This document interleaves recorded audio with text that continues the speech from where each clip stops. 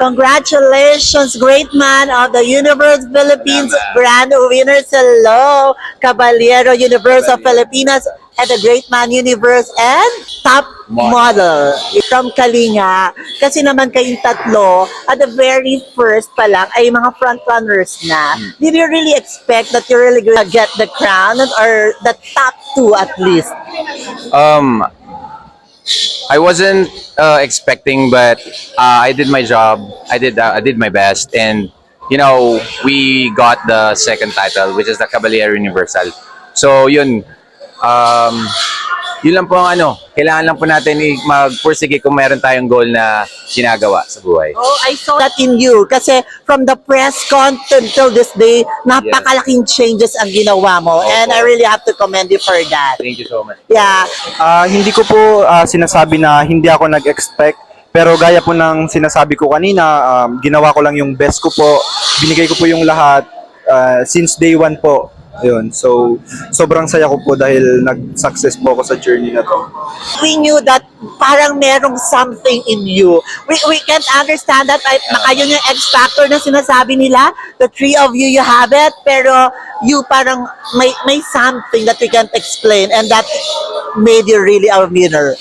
Not expecting really for that crown, but diba, you landed as one of the three winners. How did you feel about that? I feel great. I wasn't expecting to win this because this is my first pageantry. Sa amin, wala ako nakatry ng pageantry like ngayon lang. And also, I want to leave a message to the young people to value education, pursue sport, and also live a healthy lifestyle. Yun. Tama naman, di ba? Sakto naman sa kanyang health and fitness, di ba? So, I really hope that you're gonna get a lot of projects. You three of you are really so stunning, gorgeous. Ang tatangkad, ang gagwapo. You have a lot of good physics also. Na-feel mo na ba that you really got it?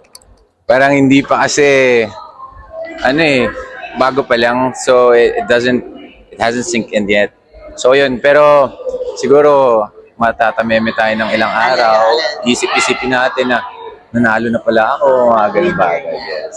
Okay. We're really very happy sa mga nangyari sa iyo ngayon at napakarami mo yata kasama. Ayun po, sobrang thankful po ako sa local government po ng Occidental Mindoro kasi po sobrang supportive po nila since day one po. So hindi ko na po sila maisa-isa kasi medyo madami po. As in po, lahat po ng politician po sa amin halos is nagbigay po ng tulong. Siyempre, yung handler ko po kay Sir RJ, yung cameraman ko po, and then yung makeup artist po, sobrang thankful po ako kasi hindi ako nila iniwan since day one po.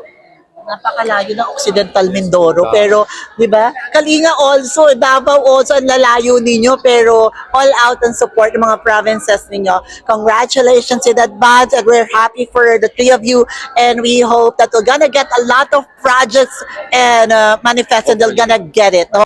Again, congratulations, great man of the Universe, Philippines. Maraming salamat.